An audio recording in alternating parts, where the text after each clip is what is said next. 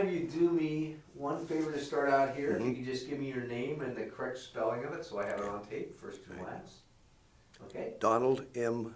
Newbold, Newbold. Now, how come and maybe it has nothing to do with the military, but I've noticed that most of the vets, when they sign something, when they talk to me, they always use their middle initial. Is that a service thing? Because I guess so. nowadays you don't see it. Well, much. you got to remember, and there wasn't that common, but there's a lot of Olsons and Johnsons and Whites and Smiths, and and so you define more who you are, what Smith you are. I'm Samuel H. Smith as opposed to Samuel G. Smith. And I don't know. That's my only answer to it. I don't know. That's where I heard the nicknames came from too, because there were so many Dons. It's like, well, I better find a nickname for you, or Bob's or Mike's or Fred's. That's interesting. I would all the time. I'm a better part of my life. I mean, grow up my adult life. For some reason, I should have been named Robert, because I would say, and I don't think I'm exaggerating, at least 30, 35, maybe more times a year, but 30 times a minimum, people will call me Bob after they've been introduced to me. And even some people are my customers for like 20 years. Once in a while they come in and say, "Hi, Bob." Oh, gee, I made a mistake. I will. I don't know. I'll have I'm going to just stop down for a second. Very interesting. As I That's said, what I've heard. A great theory. Right. Now now where did you grow up? I was born in Labam, Washington, Pacific County, Washington, which is Mabel. about 12 miles or so east of Raymond, going towards Chehalis. And it really is Mabel. And it was, I've been told all my life that it was, yes, named after some lady named Mabel, backwards. Yeah. Labam. And I assume that is true. I grew up mostly my recall days, when back, if I recall, was in what we called Willapa, which is about 3 miles or so out east of Raymond. And then we who lived in that little community outside, we called that Willapa. And then there was Old Willapa, which was one of the original settlements in that area along the river, Willapa River. And that's where Weyerhaeuser had a camp for many, many years way back. And they had the bunkhouses the old way, and the train that went up into the hills and brought out the logs, and that's where they took the loggers in to cut. And so I grew up around Willapa, and then I went to schools there, and then went to high school in Menlo, Washington, which was another 6 miles or so up the pike, east towards Chehalis. And it was just a little community that did have a cheese factory there for many years. They had a general store, which was a post office, doubled up as a post office, general store, and a couple of pump gas tanks in front. And then later, there was a little, what we'd call today a little hamburger stand that did business all the time. I was in high school and before that. And the high school itself, and that constituted the town.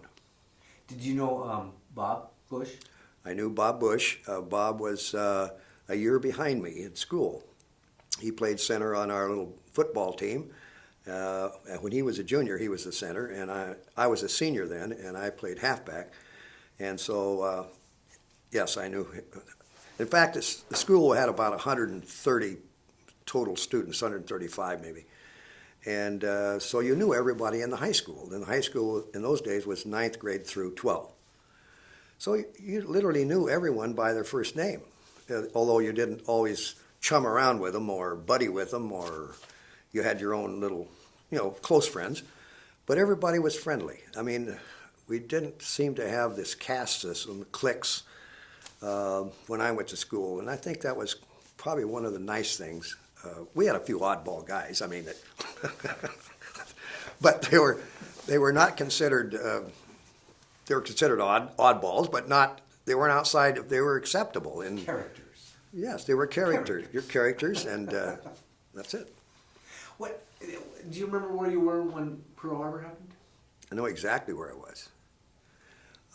I had delivered the newspapers. I had a newspaper route out in this community which included the Willapa I lived in and the old Willapa, which the logging camp, I went through that. And on Sundays, I went even further, and we went what we call Camp 1, where there's an old Grange Hall, and I went around. The river's a river road that followed on up, and I didn't have enough daily customers to go daily, but I went on Sundays because I had extra Sunday customers.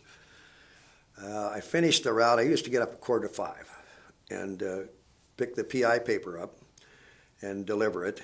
And it took me from then till probably about 7:10 or 7:15 to get back home. So it was a long, and all on a bike. This is no walking because we're scattered out somewhat in that community.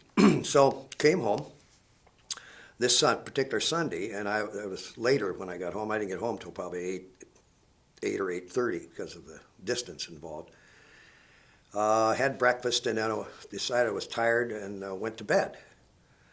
And this was December 7th, of course. This was about time of basketball. In the small high school, you turned out for everything. Track, basketball, you can be a big fish on a little pond, in other words. And so I was tired. I went upstairs and lay down in the bed, and I don't recall the exact hour or that. But all of a sudden, I heard some yelling downstairs, and it was I lived with a stepfather and my mother, and two stepbrothers who were, one is almost my same age by a month, but the other was younger, and an older sister by 2 years older than I. But I heard this yelling, and so then they ran up to the bottom of the stairs and yelled, "Pearl Harbor was bombed," Well, I'm out of bed, and we were all around the radio. We had an old Stuart Warner radio, and that was high-tech communication of the day.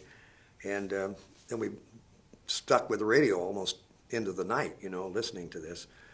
But I was at home, asleep, awakened, bang. Did you know where Pearl Harbor was? Yes, I knew where Pearl Harbor was. I liked history, I guess, but I had good teachers in school, and so I knew where New York was. I knew where Willapa was. I knew where Pearl Harbor was, and sort of knew a little bit about the whole world. I mean, I wouldn't say I was an informed person, but I always studied geography and history, and that was always interested me. So that made sense to you then. I mean, not sense, but you understood what that meant, the Japanese bombing Pearl Harbor. Yes, it did, and it also meant, in a way, and there was a lot of speculation among all the populace, at least in the area and around the area I knew, and all the people, is when are they going to land the troop ships from Japan and invade?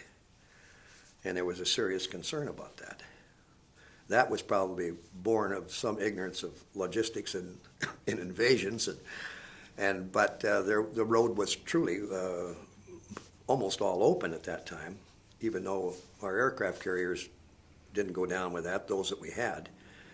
But they would not have been able to defend the coast if the Japanese had planned in advance to invade. I'm sure they could have established a bothersome beachhead. So you were how old? I was 17. 17. Well, actually, when they attacked, I was 16, because my birthday is the 24th of December, and became 17 just after the attack, and then entered the service. I graduated from high school at 17 in May or June of 43, and then I had diphtheria, and it was a long story, and I was quarantined for that for 2 months, and so after I got through with that and got over that, and I was pretty ill with that, then my friends, most of them were slightly older. The 18-year-old draft age, i.e. they were getting their notices.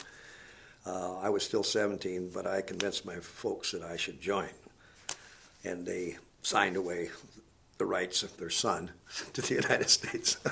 Do you remember when you decided that you wanted to do that? Was that an immediate thing or over time? Or? I think I knew all the time after I graduated that I would probably go in the service. I didn't join the Marine Corps, which I did later. I wouldn't say that was cut and dried, but I did have two of my friends out of a graduating class of 14 in high school. 3 of us joined the Marine Corps out of that class, which is rather a high percentage considering the per capita comparison. And but I liked them both. One of them was a good friend of mine, and the other was a friend. And then one of my other good buddies was a fellow named Jerry Krause, and Krause he went to Stanford in some kind of a V12 program, and I don't know, they cut that out later, and so they just needed bodies, so they put him in the infantry and sent him to basic training, I guess. But those three, anyhow, but I liked the Marine Corps. I had a couple of other friends that were in it, and they told me, you better sign up quick. My nickname in high school was Newbie. And they better sign up quick, Newbie, before they close out this deal, Like The deal meaning the war? Or, no, meaning the Marine Corps. You better sign up now because they might not let you in later, So why the Marine Corps? Well, I just knew some guys that had been in the Corps, already in, and I liked them, I admired them, and I had letters home, even from one of them, a fellow named Joe Owens, Henry Joe Owens, and he wrote occasionally back home and said, "Oh, this is a good deal, you like the Corps, Newbie," because I was always an enthusiastic guy, and in high school, again, you must remember the numbers are small in the size of the high school, but when I was a junior, they elected me their student body president. When I was a senior, I was elected the student body president because I just liked everybody, and I guess in a popularity contest, I got away with it. I don't know. It was a lot of fun, and always try to treat everybody fair. And so the letters that you were getting from these guys that were in the Corps, was this after Pearl Harbor? oh, yes. So these were guys Yeah. that were seeing. Yeah, and one of them was older than I. He was in a class ahead of me that had already gone in. He was draftable right away, and so he chose to go in the Marine Corps, and then he's writing home all these how good it was. He lied a little. It wasn't quite that good, but Yeah. Well, so prior to joining the Marine Corps, how much had you ventured from the Willapa Harbor area? Were you a worldly person, or? hardly worldly. Growing up, it was a big deal, kind of. I'm talking about my junior high age, that time. Probably going to Aberdeen, Chehalis was that's a pretty venturesome area, and that's a pretty good-sized town, And I think, though, in high school, began with my ninth grade, going farther, we're going to Seattle, and we got picked in our band, our musical band in high school was picked by the American Legion of Raymond to represent them at the state convention. I can remember that. And I think I was a freshman that year, ninth grade. So we got to go over, and it was in the summer. It was hot, but to represent the American Legion at their state convention, and a lot of them brought bands along, and they had a contest to who had the best band. And so our high school band represented the local Legion, and that's the first time that these little things in life, you remember. I thought Walla Walla was so beautiful. It had so many nice trees up and down the avenues and in the residential areas, at least that we were in. And then they had a place downtown, and they had frosted root beers. The frosted glass, I'd never had that before. And so I got to admit, of the little money I had, I think I spent half of it on these frosted root beers. And so, yes, we were not worldly, but read a lot about it. But and that's one thing I was anxious to see what the world was like, when I had ever got enough money together. So here's this 17 and a half, 18-year-old kid. You sign up for the Marines now. Mm-hmm. Where did you boot? San Diego. Well, tell me about leaving Raymond. What was that? Because now here you're Right. mom and stepdad, mom and dad, Mother and stepfather. stepfather. Stepdad. Are sending. What was that? Was it a big ceremony or No. We just the last dinner at home.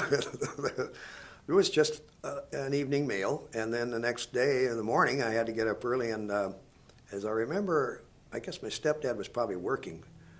My mother, and I don't know who drove us up. It could have been my sister or someone else, or we lived near another relative, a step relative to me, but a relative just across the street and down. But anyway, we went to Centralia. I boarded the train in Centralia. And that was the first leg. And that was the first time I knew, did I make a mistake? Because the train got held up in Oakland, and it took us from Centralia, Washington to San Diego to unload 2.5, almost 3 days. Well, they got sidetracked for some reason, I don't know, in Oakland. We're sitting in the siding there, and they started bringing sandwiches through, but you're kind of dirty. In those days, you know, they burn coal a lot, or the trains, and the smoke would drift sometimes. And we did not have sleeping accommodations. It was the seat you sat in, you know. That was, by the time we got to San Diego, we were all pooped. Was this a Very bunch? tired. Were you just a kid by yourself, or this was a No, group of Marines? well, I was the only one I knew, except there was a fellow that I got acquainted with from Centralia. And Larry, his name is, I'll have to think about that name, but I didn't really stay with him. And in fact, he went into a different, in boot camp, they put you in these platoons. And he went into a different platoon than I did, but I remember going down with him, and we also looking at each other about the second day of sitting on a siding, what kind of an outfit are we into here? But I remember the first day there. Can I harken back just a moment in high school? One of the things I had a lot of fun doing, playing sports, and we had a lot of fun with that. I played in a dance band, started about my sophomore year, or late sophomore year.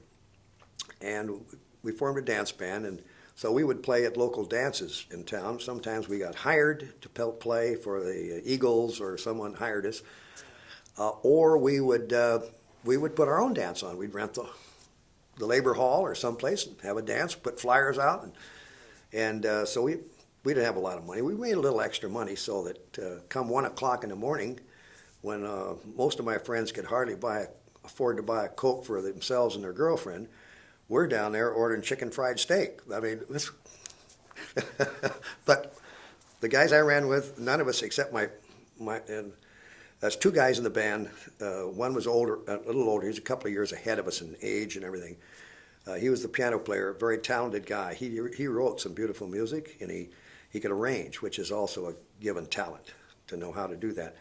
He arranged it so we sounded better than we were, the music. But none of the rest of the guys I was with, and we had about a 8-piece band, so nobody smoked or drank. That wasn't our thing. We just liked music, and we began to notice there were girls in the world then, you know, but you can't dance and romance them on the floor if you're playing a horn. So that was it. I just go on. So when you left, there was no girlfriend back at home, or? No, I kind of liked a gal that was from Raymond. She lived about halfway into town, about 1.5 miles down the road. Her name was Royla, nice gal. Her dad was the county auditor, I believe, at the time.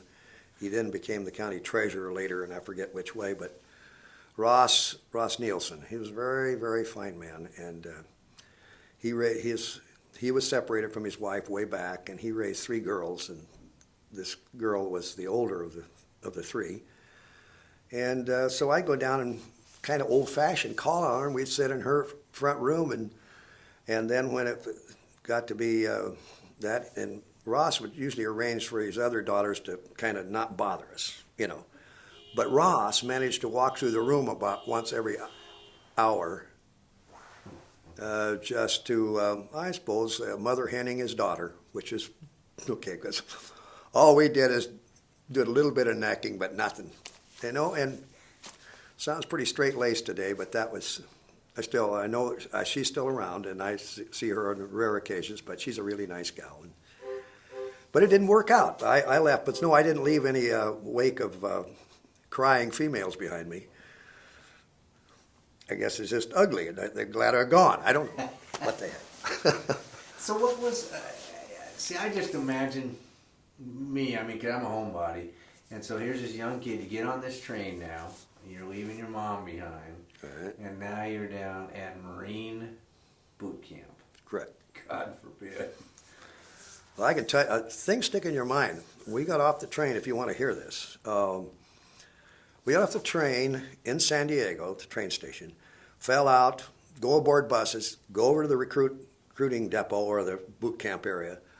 We fall out, and at that time, of course, there was a big crush on, so the barracks were full of other platoons there, and so they had erected tents on this huge quadrangle that was the grinder, if you will, the marching area, encircled by this Spanish-style architecture mostly that were built long before we ever arrived there. I mean, it was permanent base type structures. But now here are the tents all out there. So we all are marched out on this concrete quadrangle, and we're standing in front of a fellow, and I would guess, I don't know exactly, he was probably about 6'2", and probably weighed about 215 pounds or so, and he was all muscle, and he had shoulders this way, and down. You could tell he was in great condition. And his introduction, I can remember, after being on this train, and there were also some men come in from Detroit and Chicago. Now, you'd think they would maybe go to the East Coast, but no. However, they dividing up the country to train them between the two. Camp Lejeune or Parris Island in North Carolina was the Marine Corps base, main base in the East Coast, and San Diego in the West, and so that's two training areas. So we get these fellows, we're all standing out there, mixed all up. This fellow, which they call a drill instructor or a DI, he's standing in front of us, and all of a sudden, because of the lack of haven't had to eat, we hadn't eaten at all since noon, and that was a sandwich, you know. And it's getting dark almost, twilight, and so these guys start to faint. And one faints, you carry him in, put him on a cot. See, we had cots inside the tent, just the old folding tent cot. And pretty soon another guy faints, and he's out there talking, you know, telling us how it's going to be. And I can remember him saying, you just do not have a mama and you don't have a papa. All you got is me. And I remember he was very definite about that. Well, these fellows, about the third one fainted, and he said, now you people, and that's the way they always talked. All right, you people. He said, listen up. He said, if any more of you are going to faint, you're going to faint now. There isn't going to be any more fainting when I end this little talk. I thought, how the hell do you do that? So anyhow, I don't know if any more fainted. I can't remember, but that got our attention, you know, and I just fired us up a little more. So we finally got to go get something to eat, and then they went over to get showers. They wanted everybody to get scraped off because nobody had a shower for 3 days or so. And so we went into the place to get showers. I took the shower, everybody did, but I, for some reason, neglected to bring a towel with me. I mean, I didn't think I needed a towel. When I got there, they'd take care of me, you know. No towel. So I'm in the shower, I come out, I'm soaking wet all over, and he says, you have 1 minute to get in your sack, the lights are out, and I don't want to hear anybody up or down, or I don't want to hear any of you crying either, you know. So I'm going like this, scraping the water with my thumb and forefinger, trying to get somewhat dried. I jumped in that sack or bed, and it was pretty wet yet. And that was not enjoyable, but I was so tired I think I fell asleep in 10 or 15 minutes anyhow. That was my first day. Interesting time. So the first day, did they do the shave and shots and all that? No, not the first day. That came down the second and third day. They got through all of that where you got shaved, and there was only one cut. There was no choice, of course.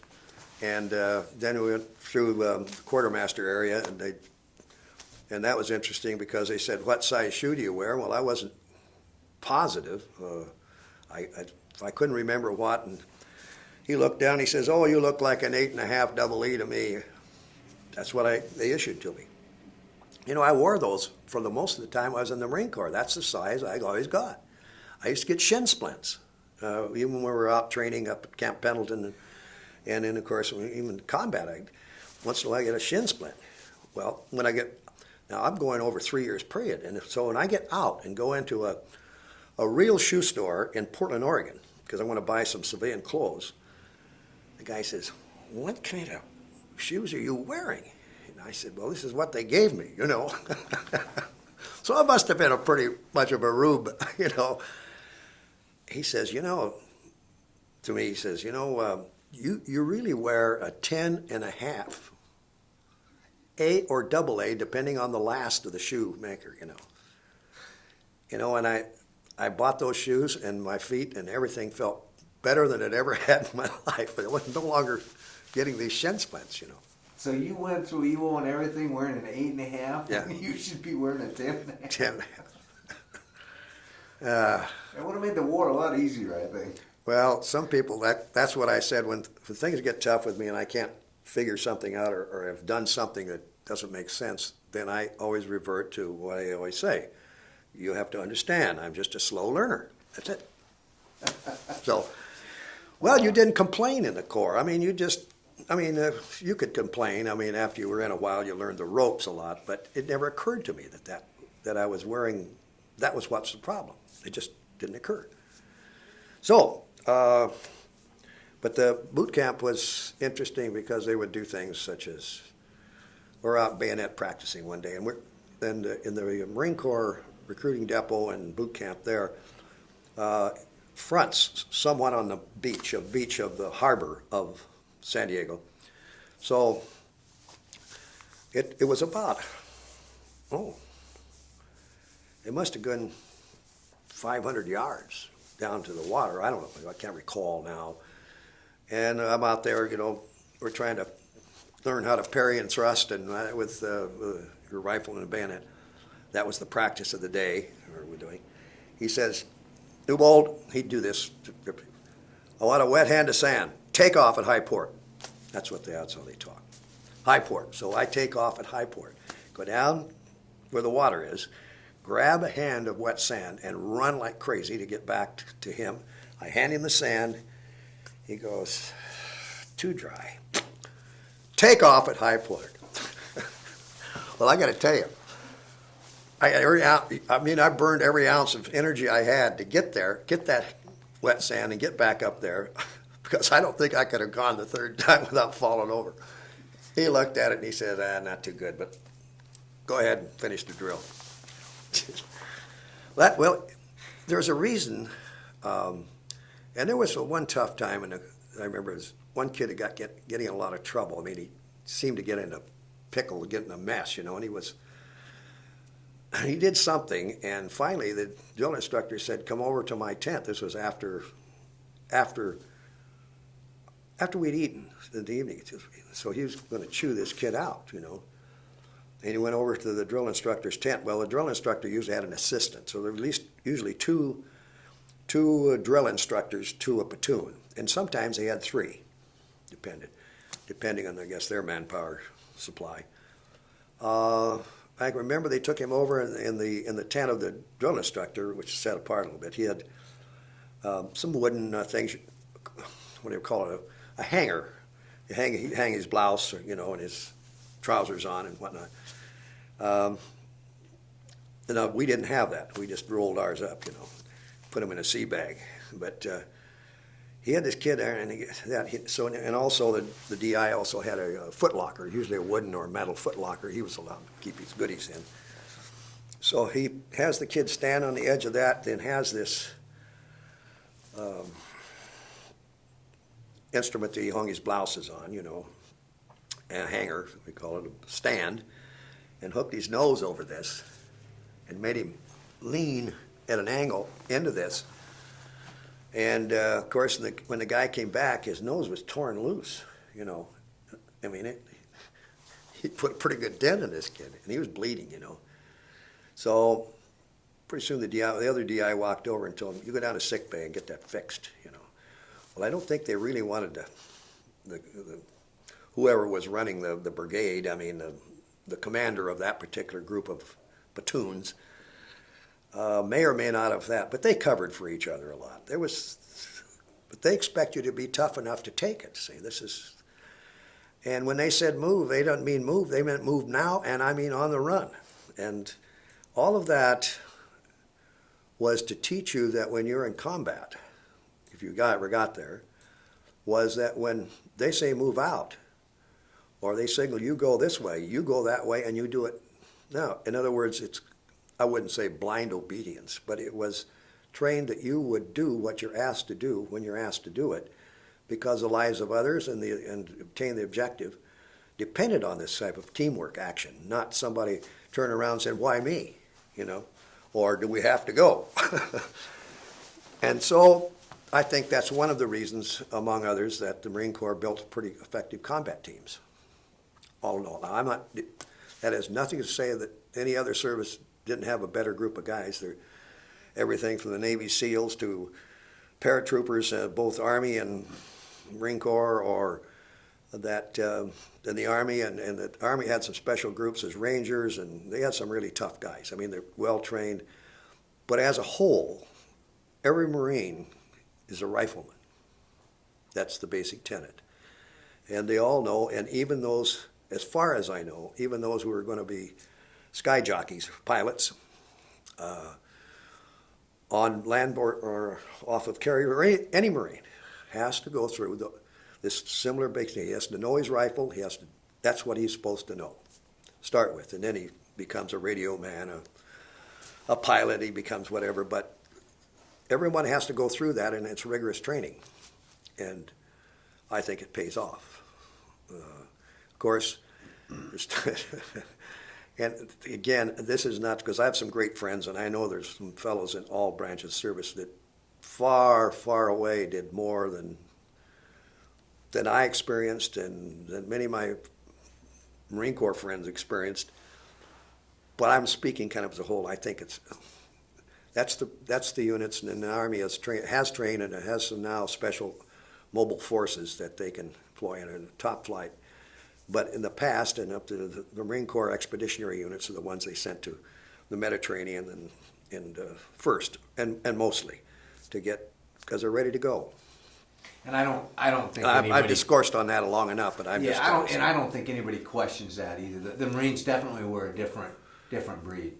I mean, I don't think I think that there's probably some bickering within service to service, but I think when people back up and look at the big picture, what the Marines' job was, and their training. That now going through it, did you think, oh hey, this is great, they're teaching us all this, or were you thinking, oh my God, what am I? Well, yeah, you had times you wonder, what's all this about? What bunch of why do we have to do that? Your mind is, because when you're dealing with large numbers, not everything runs smooth. They somehow, and it could happen, went to firing range at Camp Matthews, which is in California, but up away a little bit east of San Diego. And while I was there, a big outbreak of diarrhea, dysentery, if you will. And it was a whole field out there. I mean, like a whole football field or worse. It looked like white poppies were growing out there because they really had a problem. And I was shipped into San Diego Hospital for about 2 days till they got stopped, with medications. There's foul-ups and things that they do, and if somebody wasn't watching the store, that shouldn't have happened, really. But I was thinking of, what was it, about going to, oh, well, that's all right. Where did you see first active duty? By active duty, what do you mean? Well, I mean action. I mean, where was it when you were put into the military zone versus training? All of a sudden, you're into the reality of I'm in war. Well, we left, or before we left, Camp Pendleton, they call it, at Oceanside, California, or also known as the Santa Margarita Ranch, which it was originally, a huge, huge area. And I'm not sure who owned it, but the government leased it at least, or purchased it. And I think the Irvines of California owned a part of that. I'm not sure, but it's a huge area. And but we then trained, go down to Oceanside itself, because the Navy had a boat base in there, and we would go out in the ocean in landing craft and go up a few miles in what we used to call Aliso Canyon, what they now call Red Beach, a few miles up, maybe 7 or 8 or 9 or 10 miles, and then we would practice landings. And amphibious warfare is a little different. You're talking about, say, the war in Europe and North Africa there were amphibious landings, obviously, Normandy and D-Day and all the beaches of Omaha and Utah and so forth and Sword. But in North Africa, there was, and landings, obviously in Sicily were partially, going into Italy was partially an amphibious operation. And they tried to land at Anzio in Italy.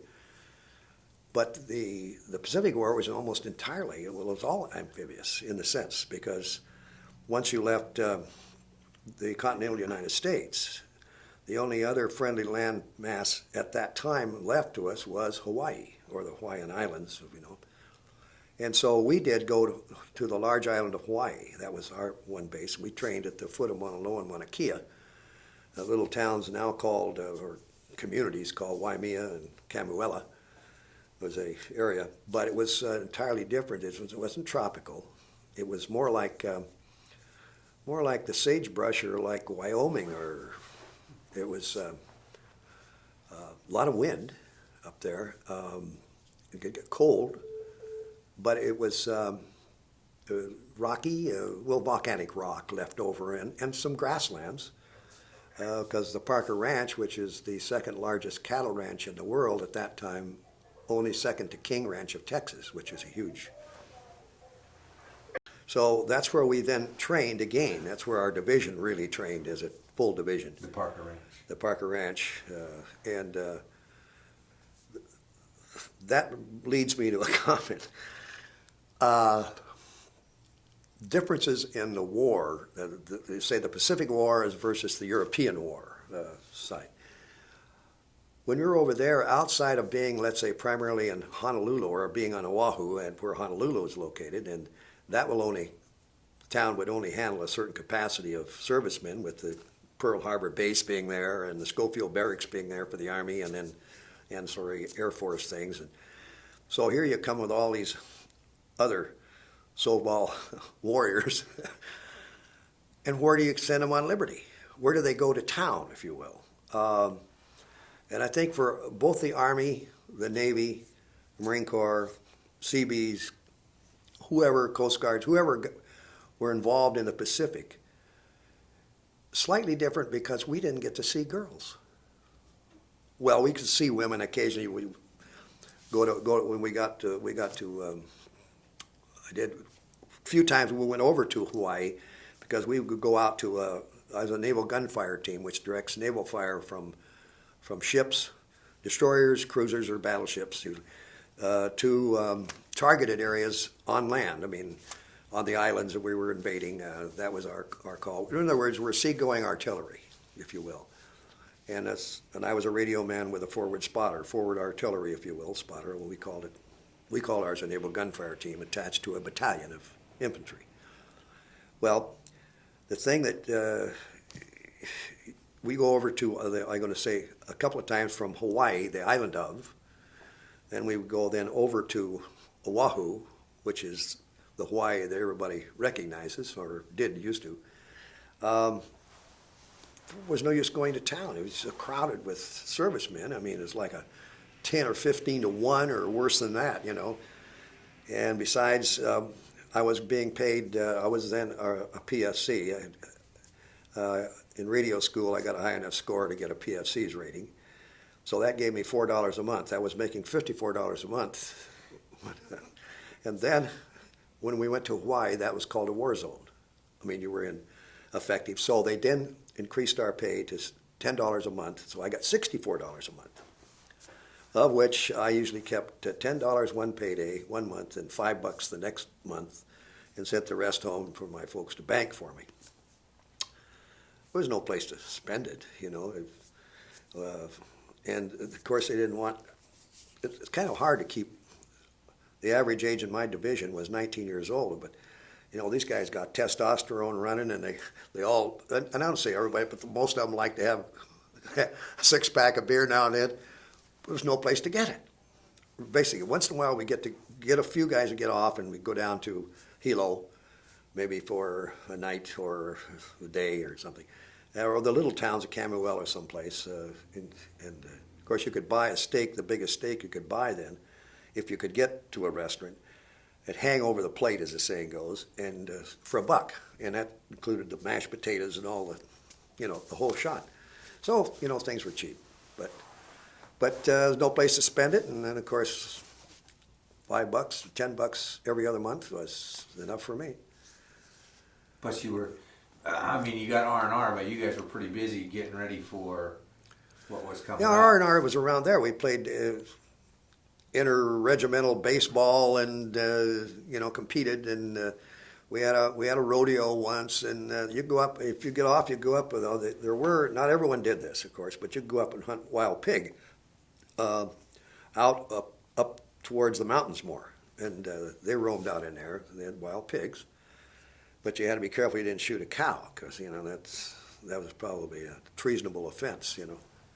Now you say a rodeo, is this like a bunch Yeah, of we got drug Marines in a cow? No. It was sponsored by the authorities, meaning your superior officers.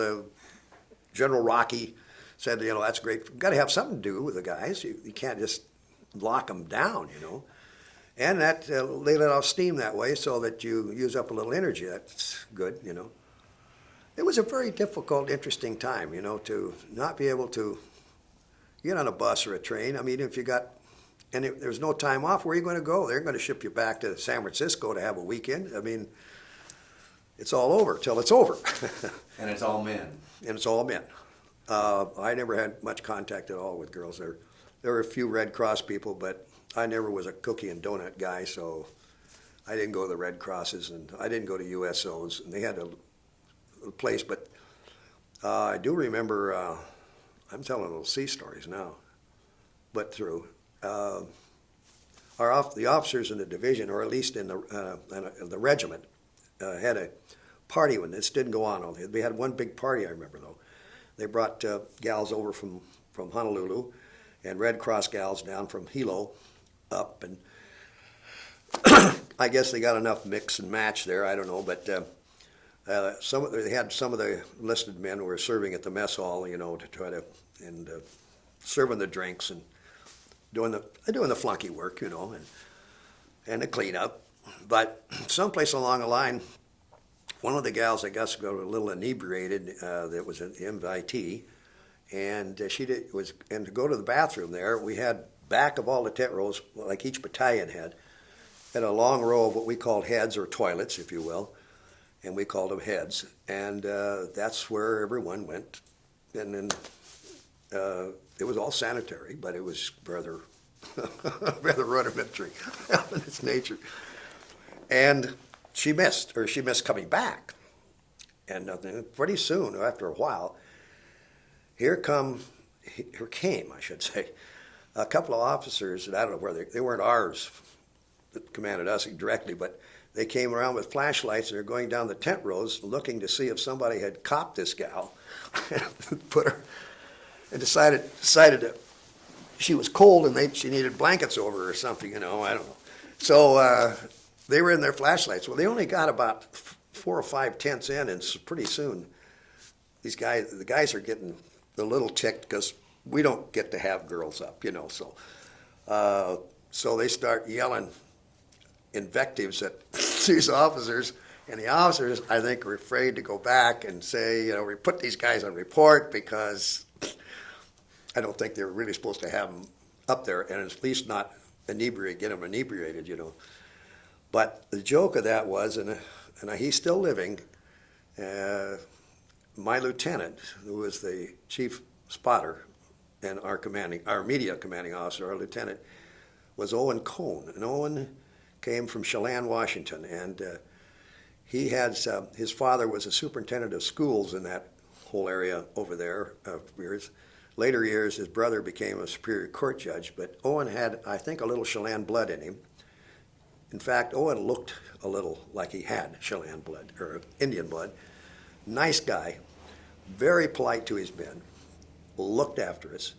We really liked him. We called him Bogey behind us, after Bogart, because he was kind of cool, But then also we called him Batman in combat, because in combat, it was raining. It did rain on Iwo a few times, and when it was raining, he could stand up, and we told him he's crazier than you know what, because not all the time, but he'd stand up if he couldn't find a target he's looking for. He'd stand up and look for this target.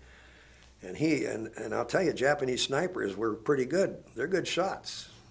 They used to, the old adage, well, the Japanese have poor eyes and they can't hit anything is B period S period. They're pretty good shots. So anyway, we called him Batman. And but he was always Lieutenant Cone. And he earned that respect and we gave it. And so anyhow, our joke with him, I told him later in life, but between all of us, you know, the team, we figured he picked the ugliest one. And I said, it doesn't take a hard thinker to figure out why. Of all these gals, each of you got the ugliest one. Well, you have to understand the times and the thinking. Oh, yeah. And so then we left from there and loaded for combat from the Big Island. And when it was announced that we were going to go on this little journey, and the 4th Division trained on Maui, which is an adjoining island, and that's where they did their training. And then the 3rd Division was on Guam because they had participated in the Guam invasion and taking of Guam, but they were to be 3rd Division was to be reserved for this operation. They first told us that after we were aboard ship, loaded transports and everything, that this would probably, first word was about a 3-day operation because we were going to hit them with all these good hot troops, and then it could be 5. Then after we just got started, they decided it probably would take 10 days. And the reality was, before we were secured, actually the Marine Corps secured its last pocket of resistance was 36 days later. So somebody's intelligence was woefully lacking here, you know, in the estimation made. This is Iwo. That was Iwo Jima. This is the big one. That's where we went, to Iwo Jima. But we were aboard ship. It's interesting. We boarded there, then we stayed. We didn't get off, at least most of us didn't. Went into Hawaii, or into Oahu, or Pearl Harbor, and waited for others to guess the 4th and everything to get lined up for the convoy. And the Navy to get the ships in line that they had to send along. And then we took off from there, and we were aboard a troop transport for 40 days. Now, that's a long time. And you're living on a troop transport, and I can't remember was that, but I believe they were 6 high, the bunks. I mean, they were canvas slings, if you will, and they're attached to the bulkhead, and they were attached to piping. And, so the guy above you only had about 6 inches of raising your head room, and of course his fanny was right down there, and it was a little tough if he passed a lot of gas. That was a tough. And if you wanted to take a shower, what I learned is you get up maybe sometime from 2 o'clock in the morning to maybe 3 or 4 and take your shower, because in the morning you can't even get in there because there's enough room. So you do all your toiletries you can in the middle of the night, and then you go back to bed if you can. And you sweat. It's hot in those holes. And one thing I have never figured out quite, they didn't want us to throw anything overboard ship, you know, of anything, because of course they're afraid of trailing Japanese submarines would pick up the trail if you're throwing. And they did throw garbage over, but I know they threw it in some kind of a container, and I don't know if those were drums that sank or if they were cloth bags or, you know, I thought about this once before, and I still don't know, and now I'm chastising myself because I didn't go find out. You know, the old story is if you don't know, that's fine, you're just ignorant. When you know you don't know and don't go find out, the next time around, you're stupid. I think it's a pretty good explanation. I'm stupid right now about that. But I don't know what they did, but they didn't want anything to leave in the wake that they could define that they're trailing a convoy or another ship, you know. So apparently they didn't find any because they didn't attack us. We were out there for 40 days aboard these troops, and we stopped at Saipan to try. We're supposed to make a dummy run for the beach. That was after Saipan was invaded and secured. Sort of a dress rehearsal run of how it was going to. And they had a little storm, and the waves were high, and they just canceled it all. I never did go aboard, go on shore at Saipan. We went in a ways and then turned around and came back. Got aboard ship again, and then we finally went to Iwo, and that was very interesting. And all of the stories that they tell, and this is not to demean. I'm sure there are other small battles,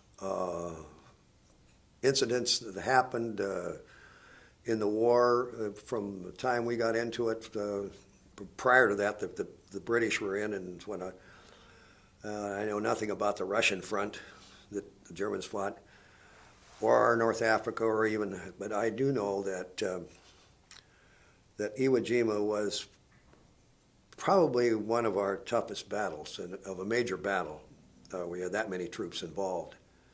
I've looked up the numbers, and you never know because numbers are always changing on you, even after 50 years, but our casualties there were about the same as Gettysburg. And I think comparable to Antietam.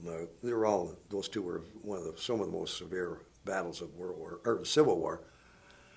But in World War II, I know that I just read again and again. I cannot verify. I have not personally chased down the figures, but about 47% of my division, which approximated 20,000 men for artillery and infantry as a normal composite group, about 47% were casualties.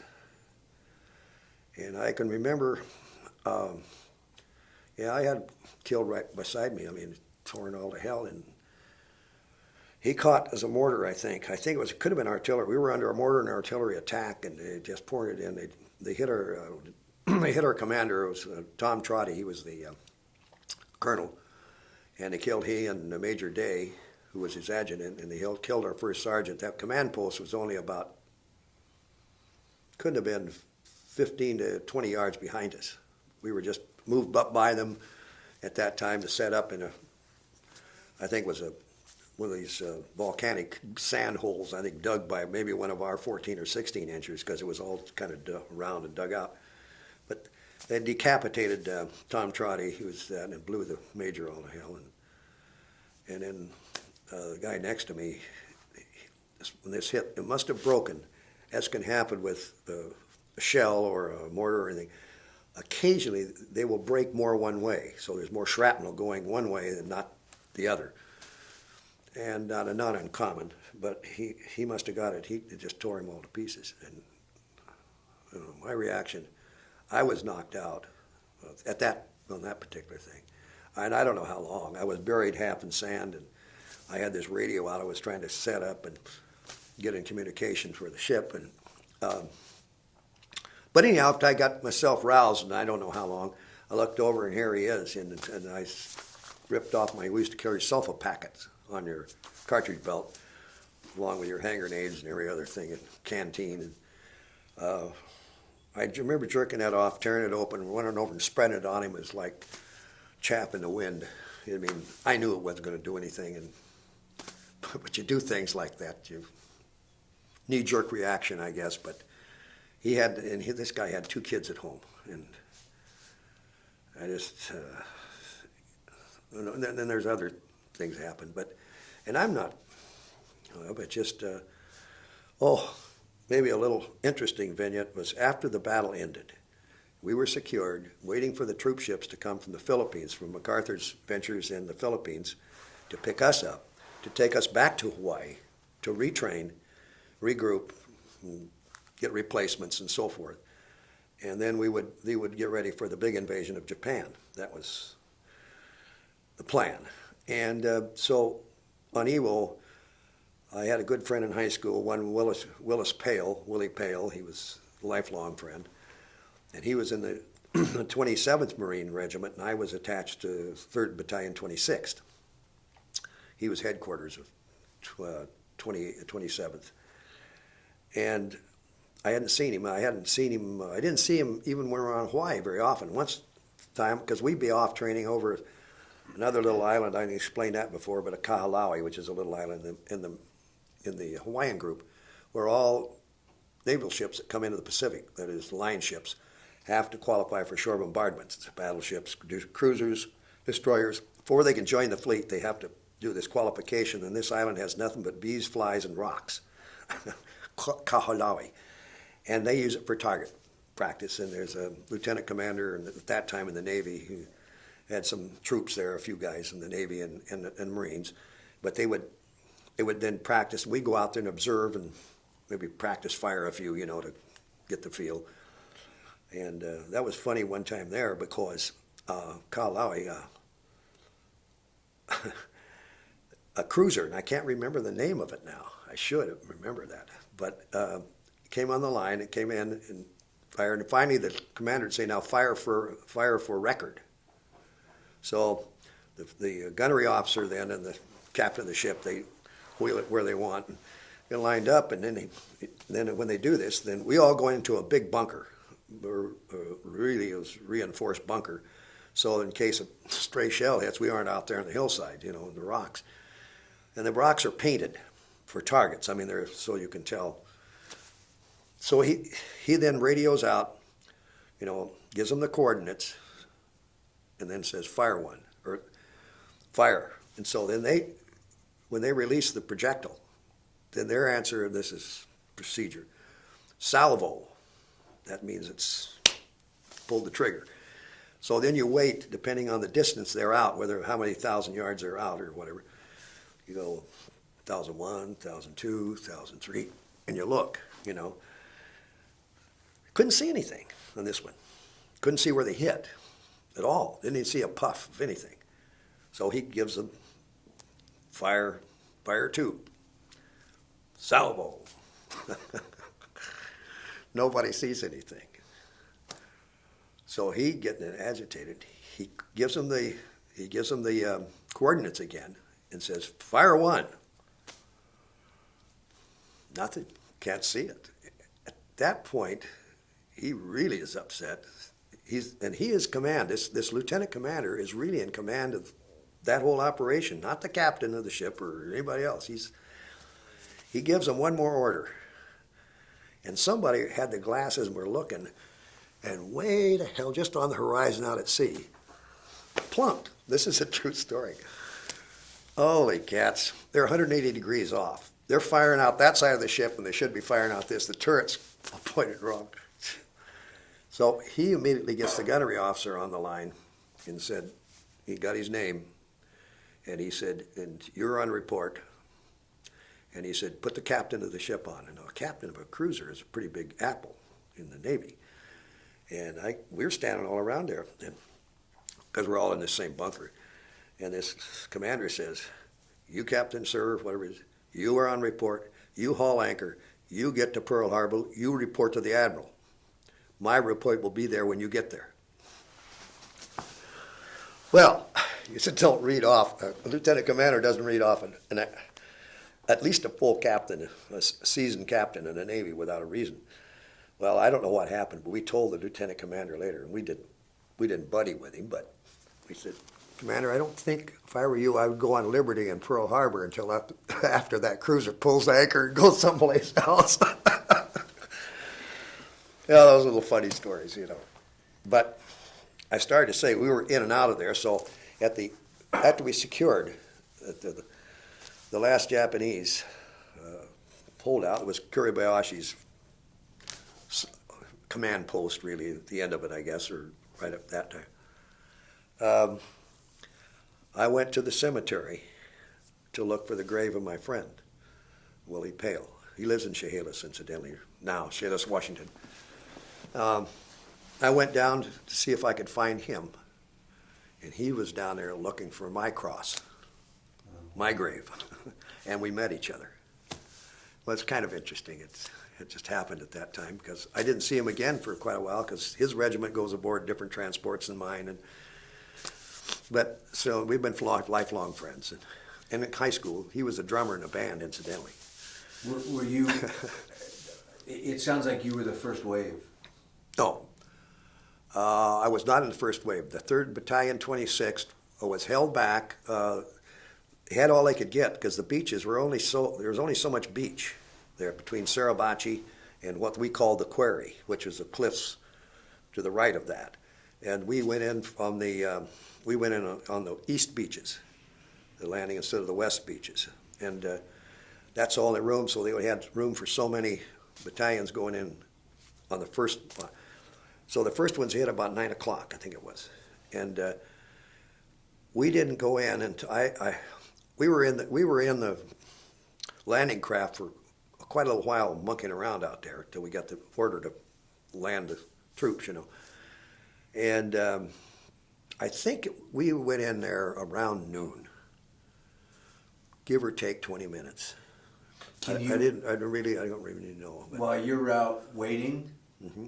Can you see what's going on? Do you know what's going on in there? You can see. We're here, and these battleships are not very far off. They weren't laying out 5 miles. I mean, they were they were doing point blank stuff. They were it might have been 800 or 1,000 yards off. I mean, but that's So big. That's for a battleship. They're pounding away. Oh, You guys are trying to sneak in under. The Japanese are shooting down at you. Well, at the start, the Japanese, when the landing happened, they had the high ground in Suribachi, and they had some heavy artillery up there, among everything else. And then the neck down below, which is about 900 yards wide, or approximately that, and then it fans out like a pork chop, to the north. And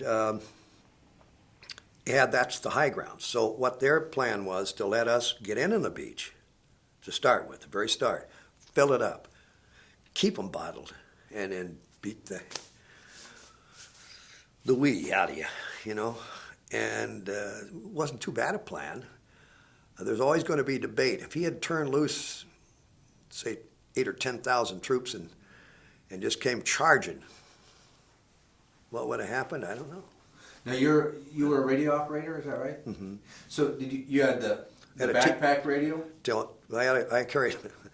The Army had a better deal. I was a little jealous of the Army. They had as I recall, I think it's 283 or 284. I think it were 184 or 183. It was a lighter unit to carry, and it was effective enough as far as range went because I carried what we called a Navy TBX, much heavier, bulkier, heavier batteries, heavier everything, and self-contained though.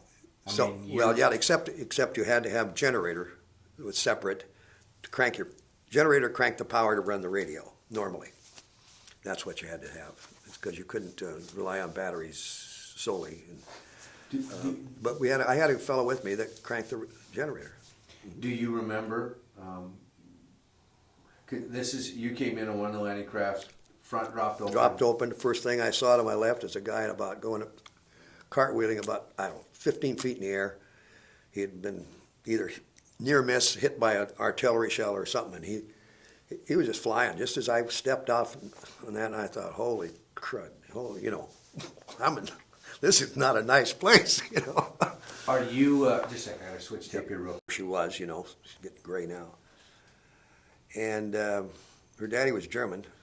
Titan, we're right at the crucial part that I wanted to get to, which is Ewell. Oh. Okay, sorry. Because everybody, when I get to this point, they can't tell me about it. Do you remember where you were were you in the middle, the front, the back of the landing craft? I was probably 2 or 3, as you go back, about third one back from the front. I wasn't the first guys that stepped off. I wasn't the second 2 or 3 that stepped off. I was the third 2 or 3 that stepped off. And are you packed tight? Oh yeah, it's pretty tight. You're not like that, but you don't have a lot of elbow room. No, they're trying to get you as many in there as they can, and the beach was already, when I got there, was already starting to be littered with shells are hitting these landing craft. They took in what you call buffaloes, a little like Amtraks, you know, they're tractored vehicles, and they call them buffaloes. And they don't hold as many people, but they can go, you know, in the water and go right up on land. But when they got to the terraces of that volcanic rock, that they call the black sands, some of them couldn't tract up those, so the guys had to jump out. Well, some of the landing craft were hit, of course, by Japanese fire, because they had everything zeroed in. They pre-zeroed for artillery and their machine guns and 20 millimeters and everything.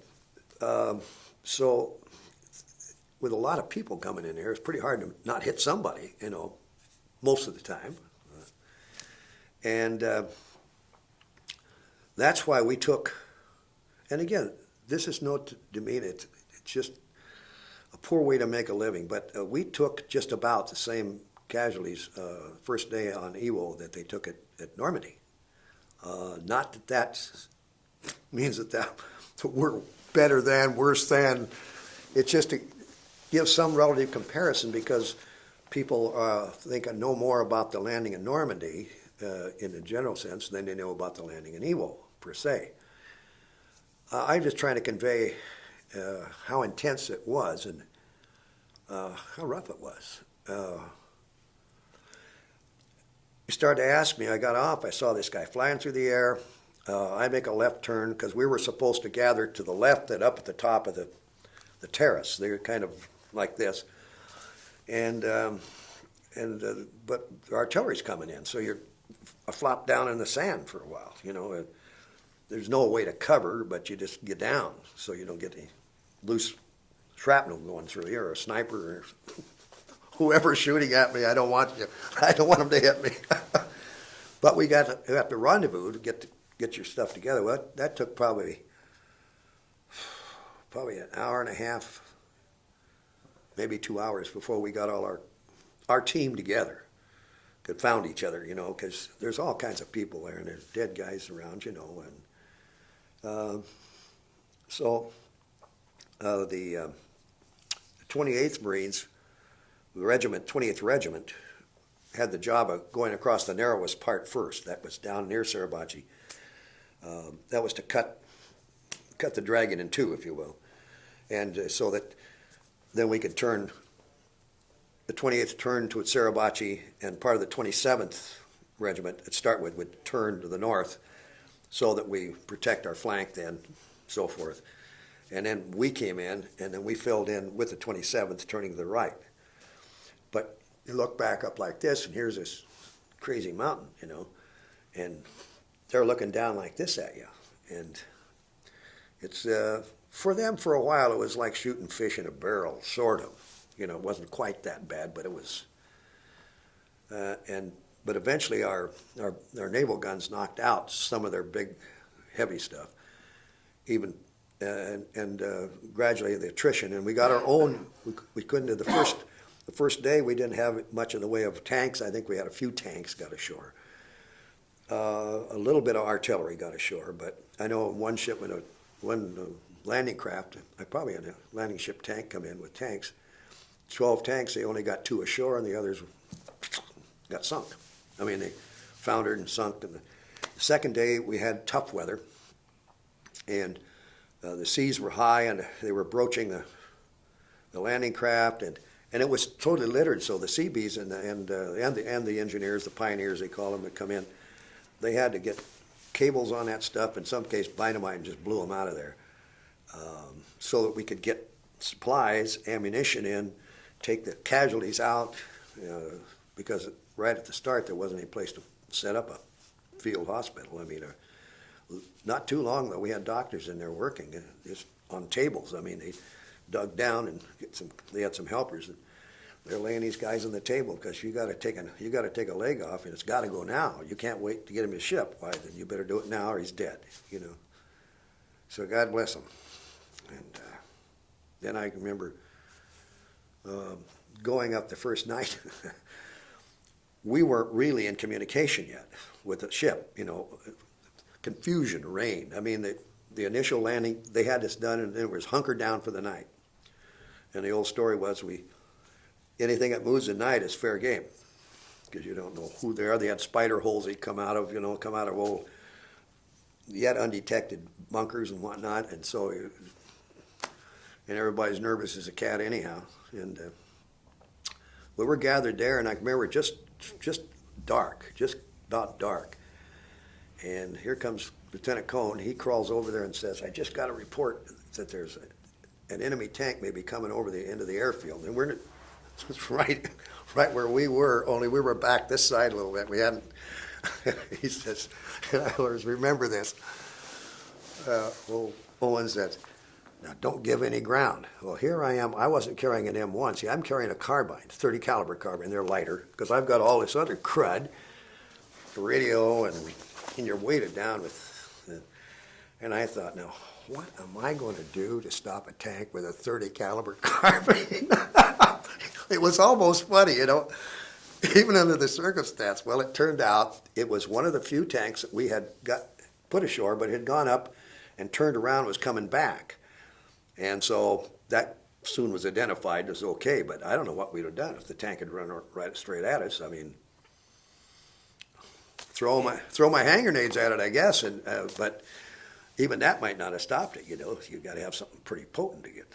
And it sounds like, so it was that, I mean, because you basically threw a city's worth of people on the beach, and now said, figure out where you are and get everything organized. Well, they had to plan, but all plans never work exactly, especially when you got people interrupting you with heavy artillery and mortars and rockets, and the night was, full of flashing all the time, going like you couldn't sleep. I didn't sleep, I don't think, for at least 48 hours, maybe a little longer, before I finally just keeled over, And were you moving? We did that night. The next morning we moved in. We moved up a little bit around the end of Motoyama 1. This was the first airfield towards the north. And we moved there and we dug in there and started getting in communication. Then they pulled us up because I think I know what happened. I think I know.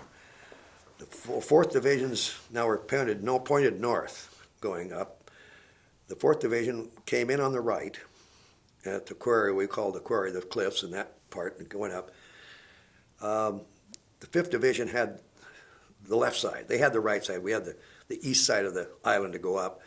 But we were taking a lot of casualties and couldn't get reinforcements in. You couldn't get, it was kind of chaotic. So they called in, the 3rd Division came in, and I think their orders were to slide in the middle, the center, which is where they did stay in the rest of the campaign. But we had orders to move in. That's where we were, right under the airfield, and then we moved up kind of on top of that to try to position ourselves to find a place to kind of hide but call in fire. That's when Trotty got killed, the colonel. I think and I'm not sure it was the 26th, no, 26th, 27th, yeah, 26th, 22nd or 23rd Regiment of the 3rd Division. Anyhow, they were trying to slide them in there. The 4th was trying to pull out and swing, compact more, give room to them. And we had been ordered in there, so then they could see all these troops milling around there. No wonder they were just tearing us up with as much firepower as they could lay in there, because you got this concentration of troops. Well, then we finally got orders then to pull around and get out. That let the 3rd to spread its wings a little bit in there and fill the gap. Then we could better support the 5th, and the 4th could better support the 4th. That's my interpretation of it, and I don't think I'm too wrong, but you'll never get them to really admit somebody really screwed it up, because it's and it could happen. It could happen inadvertently. I mean, it could happen because of just confusion. But whatever had happened, and then we pulled over and down more below the first airfield and dug in, and then started calling fire in from there. And had a ship, but we used to call in, my call sign generally was Charlie 263, which is 263 is 26th 3rd Battalion. And the Charlie was just a code name, Charlie 263. And so then I'd get a ship, and it could be, I don't remember all the code names we had now, but one I remember well, we had it online for 2 or 3 days, 4 days maybe, Foxfire. So I'd call out, Foxfire, this is Charlie 263, and they'd answer affirmative, and then I'd say coordinates are, and I'd give them the coordinates given me by the lieutenant or whatever he thought it was a target. And this is a telephone line running from him or my friend Juan Shaw, who was his lineman, or he also had with him most of the time was a sergeant who carried a Thompson sub, and he was kind of protect the lieutenant while he craned his neck to find targets. I mean, and those were the three, and then they'd give it to me, and then I would, send the message out to the ship, and then transport it from there. I would give them on the telephone if there's something they wanted to know. Most of the time, we'd move. If it was wrong, I'd say, Foxfire Charlie 263, the last, just say down 20, left 20. So it pulled it on the target. As soon as we thought we were on the target, then I might call rapid fire 5 salvos. Boom, boom, boom, boom, boom, out they'd pump them, So then we'd assess damage and see if we still needed more, why we'd do it, or maybe say mission. I wouldn't even call them. See, I wouldn't call them back if everything's okay. I didn't want to be on the air because I've got this radio and this antenna, and I've got to try to hide it because I didn't want them to put, one, a sniper could see me, two, a rangefinder get on you. If you stay around too long, and the ships used to get nervous at night because we'd fire star shells, so you illuminate the front. The artillery did some of that, but naval gunfire, a lot of it over our battalion. We had star shells every night. So they would call in if they didn't hear from me for a while, and they'd say, Charlie 263, this is Foxfire, or whatever the ship was, Living Good, or Happy Days, or whatever it was, and I wouldn't answer them. They get kind of panicky after a while, Finally, I'd, connect power and say, grind up, and at night, that generator we had sounded like a thrashing machine. So I didn't want that thing cranking at night particularly, any more than I had to, but I'd tell them, stay off the air, I'll call you, don't call me, because I'm calling the shots, he's calling for the fire, but they get nervous, because they figure they lost contact, and I'm sure the captain of their ship says, this is our mission, so we got to supply shore fire to these people. You be sure we don't lose them. Well, what are they supposed to do then? The only way they haven't lost me is talk to me once in a while. Where are you? Yeah. They put a little music on a couple of times. They said, would you like to hear a little music? And so they piped through the music, but I never asked them for it or anything. They just did it. And so there's a couple of nights there for maybe a half an hour. They'd play a little music for me. I kind of had a little bit here because I do have to get on with this other gentleman, unfortunately. Okay. I mean, not unfortunately. Talk about dead guys? No, I want to know. I want to know why this project is so important to you. This being the fact of this message that we're going to leave for the generations that you and I'll never meet. Right. I think you're called to do certain things in your life. It feel important. Is it important to be kind to my wife? Is it important to have children, and if you have them, to treat them nice? Discipline, but that. What is important is to try to hopefully live your life without staining your reputation terribly. There's things that are important to you. I think to most people. And making a lot of money is important to some people. I think making enough is important, but not. And others may have a different bent for that, This project, I think the story needs to be told in an honest way and be left for my grandchildren, their children, grandchildren, simply because it was a horrendous time in our history when our whole country came together. I say that by and large, they did. And they gave it the war effort. They supported the right causes. And I think our children and grandchildren and everybody needs to know this country stood up for the right thing. They made sacrifices, both in lives and in the style in which they lived. And they displaced themselves. They moved. They went to where was needed, if you will, like to the war industries and everything they could do. In the main, sure, there were a few people that we'll always have around that don't do the right thing or don't think the right way or something. But to me, I think it is really important that you be able to leave this as a legacy, that they understand that a lot of people paid a dear price for the freedoms they have. A lot of them, I think, which is normal, natural, they take for granted. They assume that if they want to speak against their president, they can speak against him. They can speak against their congressman, their legislator. They can say anything they want about a very important personage, if they will, and they can be very critical of their government. Without fear, they're going to be in the local Bastille, jail, if you will, or persecuted in any real meaningful manner. They might get some hot arguments, but that's okay as long as you have some civility and you remember your right to do that was bought at a very dear price. I don't know, maybe that's not important to the world, but I'd like to see this project completed and left, not just my story, but from a collage of stories or from different people, different, all ethnic, genders, races, tell the story as they saw it. Some of it was good, and some things that our generation did was not so good. But on balance, I think we gave a great gift to our country, the United States. I think we gave a great gift to the world.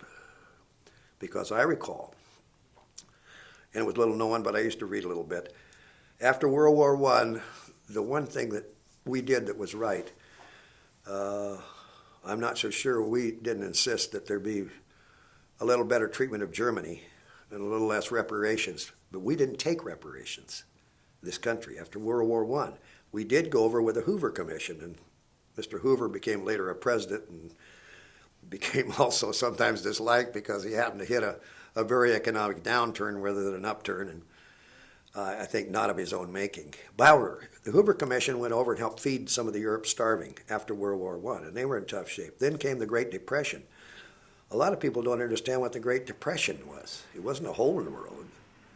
It was an economic hole and a social hurt for a lot of people that didn't have jobs. They didn't have enough food. They didn't know what the future held. Then, following that, they did not lose their courage totally, but we sort of lost our way a little bit. There was a lot of disturbance, labor disturbance. There was problems with theology and what it was about, and is there a better way? But all of that after World War II, I think left this country better off than it was before.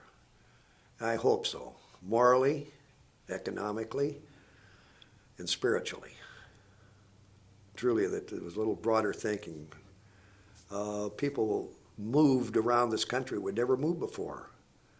Very frankly, we brought, if you will, and there's nothing wrong with that, if that's the way they were poor blacks and poor white people that lived in different parts of our country, and particularly in the South, the Midwest, and Eastern Appalachian areas. Those people moved to better jobs, better money, and they got to see something of the world and found out, hey, it can be better.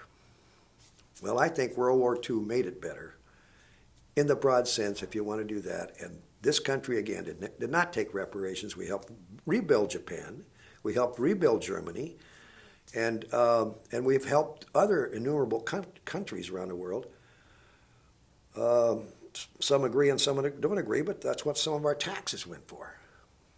So I want my children to be proud of what was given them, understand the price that was paid, and there are no heroes. The only heroes of this whole thing, the only heroes, as far as I'm concerned, were buried someplace with a white cross or a Star of David or whatever their religion was. They're the heroes. I got to come home. So I want to leave something better, a story. Said, done. Good.